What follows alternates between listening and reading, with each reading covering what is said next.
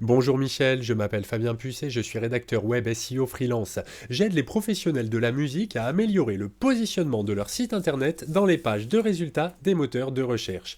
Comment? Eh bien avec des contenus optimisés pour satisfaire à la fois vos lecteurs et les moteurs.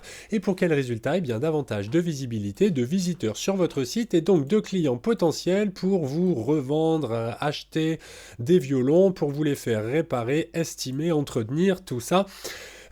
C'est tout ce qu'on aime, des beaux bois, des beaux vernis, des jolis sons. Évidemment, voilà, moi je me suis spécialisé dans la musique parce que je suis voilà, moi-même bon, guitariste depuis 25 ans à peu près. Et puis du coup, bah, j'adore la musique, donc ça me semblait évident de, je dirais, d'aider des professionnels de la musique à améliorer leur chiffre d'affaires. Alors, dans l'idée, je vous propose, je vous avais envoyé un email ces derniers jours pour vous expliquer que votre site avait particulièrement retenu mon attention. Donc, ce que je vous propose, c'est qu'on fasse un petit tour dessus.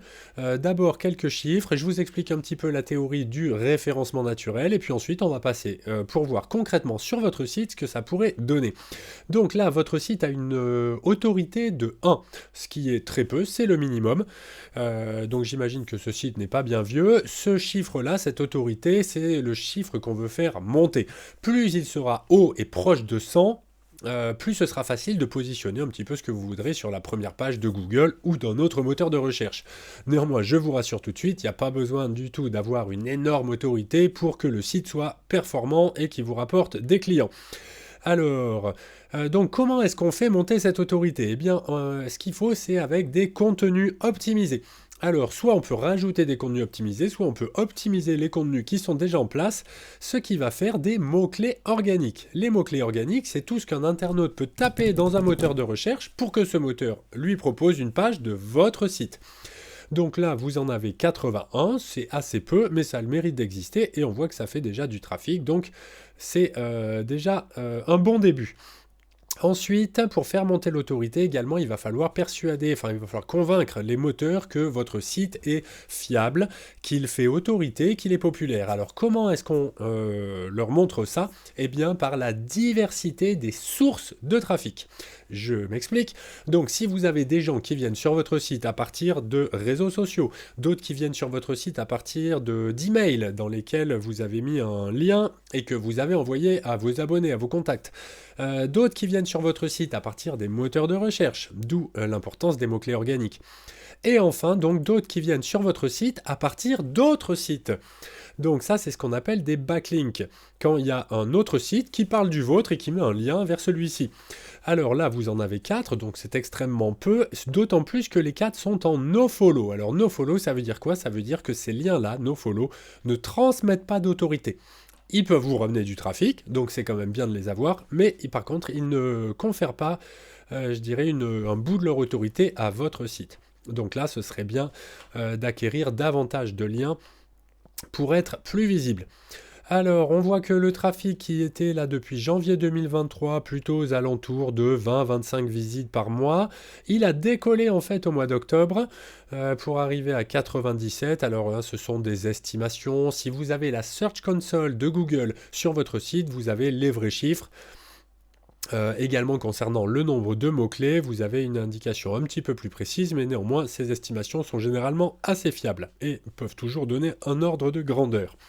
Donc là, à vérifier, j'aurais tendance à penser que vous avez peut-être eu davantage d'appels au mois d'octobre. Et alors, des clients... alors, on va voir ça juste après, pardon. Là, la courbe des mots-clés. Donc vous aviez 140, environ 140 mots-clés en janvier 2023, et puis ça a un petit peu baissé, jusqu'à arriver à quoi? À la 70 peut-être au mois d'octobre 2023. Après, c'est remonté pour atteindre un nouveau pic en janvier. Et puis depuis, ça ne fait que baisser. Alors il faut dire que cette année a été un petit peu particulière avec des mises à jour de Google particulièrement agressives qui ont fait perdre beaucoup de mots-clés à beaucoup de sites. Et d'ailleurs, il me semble que le vôtre, même s'il a perdu des mots-clés, il a quand même plutôt bien résisté. Et puis là, on voit qu'on atteint un petit plateau là sur août, septembre, octobre. Donc du coup, plateau à peu près 80 mots-clés. Alors, du coup, là, au mois d'octobre, ce que mon outil me dit, c'est que vous avez eu beaucoup de visites sur l'île 59 Lutry. donc la page achat violon ancien Lille 59.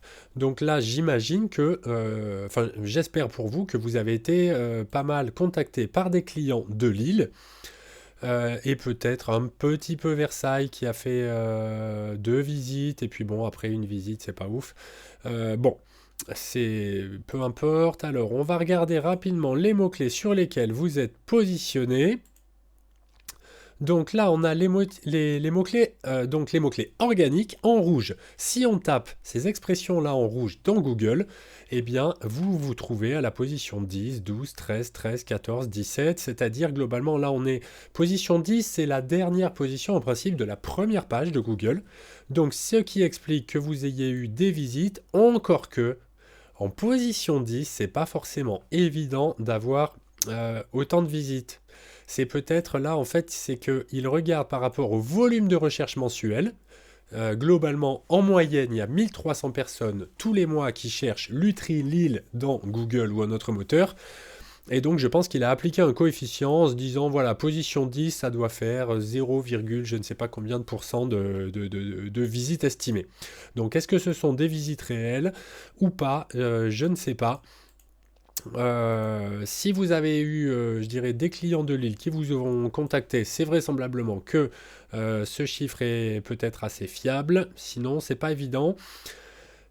Position 10, voilà, les gens vont de moins en moins faire dérouler les pages de résultats de Google, puisque je sais pas, il y a une dizaine d'années, effectivement, la page 1 de Google, c'était le Graal.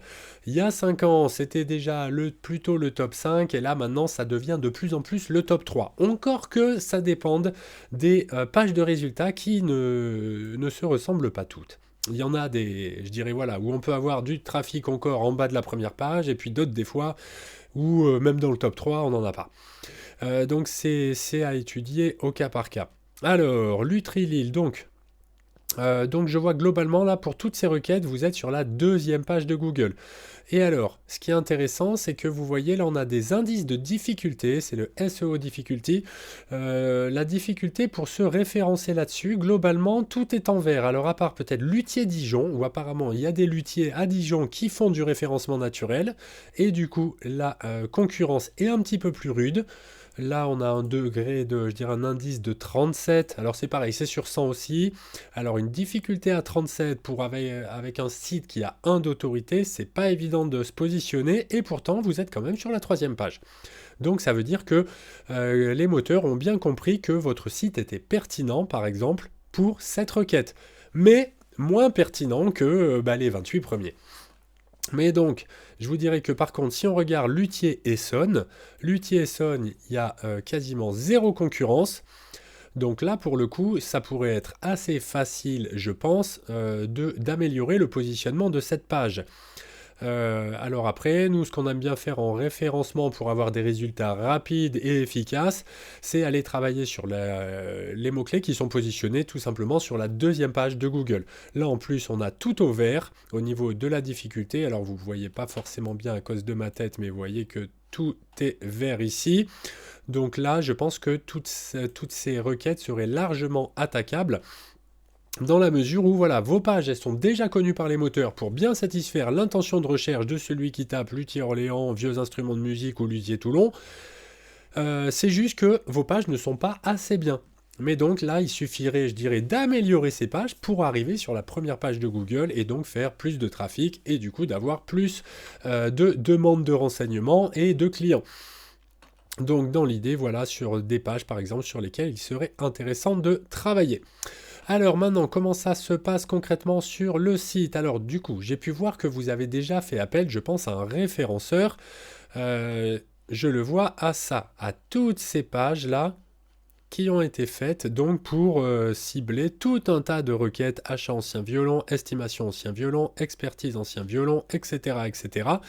Donc vous avez plein de pages. Le problème, c'est vrai que ces pages sont quasiment toutes dupliquées. En fait, on dirait que c'est exactement la même page à chaque fois. C'est juste l'URL et le titre de la page qui changent. Donc, ce qui n'est pas optimal. D'ailleurs, on a vu que ce ne sont pas ces pages-là qui font le trafic. Par contre, effectivement, c'est plutôt les pages villes. Voilà. Ces pages-là, elles marchent beaucoup mieux. Alors, si je vais voir par exemple Amiens.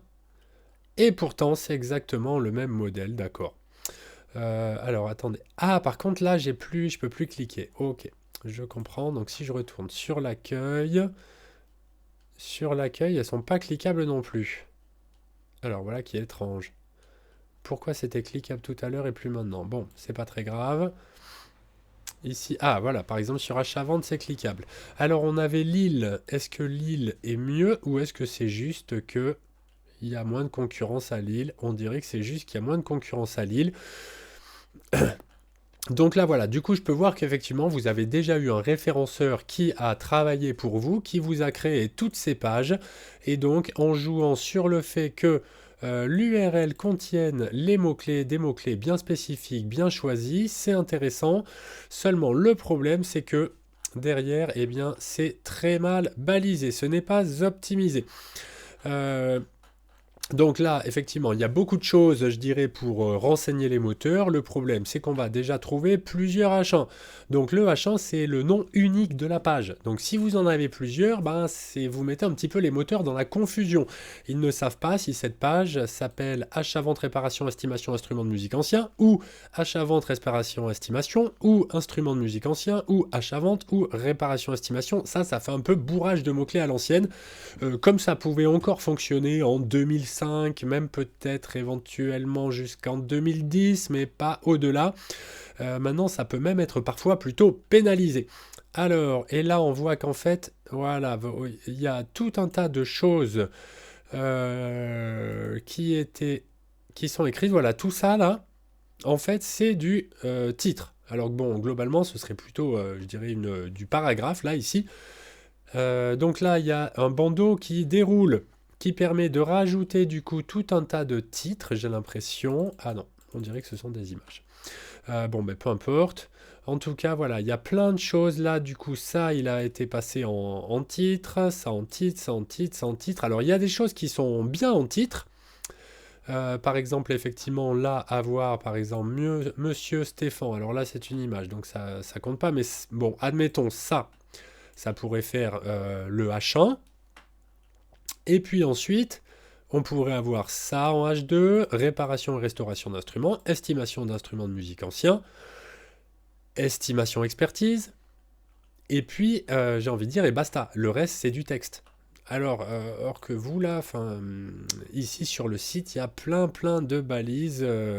Donc les H1, il en faut qu'un seul, et on pourrait avoir tout un tas de H2, mais là le problème c'est que pareil, on a les balises en deux, pour une question de mise en page, j'imagine que c'était plus joli, mais là, pour les moteurs, c'est pas forcément très clair.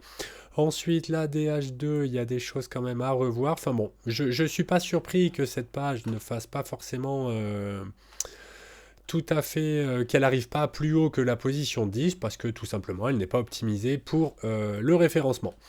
Donc, ensuite, c'est vrai que je suis même surpris que votre site ne soit pas un petit peu pénalisé par toutes ces pages dupliquées. Mais écoutez, tant mieux, hein, on va pas se plaindre, c'est une très bonne chose. Néanmoins, c'est vrai que voilà, quand je dirais si un client navigue un peu sur le site, bah c'est un petit peu décevant puisque on est là, on a beau cliquer sur des choses, on arrive toujours un petit peu. Ah oui, en fait, d'accord, je comprends. En fait, on dirait qu'il n'y a qu'une seule page. Et simplement, eh ben, on se promène sur cette page, quoi. Euh, Il n'y a qu'une seule page. Et voilà, si on se promène sur le site, eh ben, en fait, on est toujours sur la même page.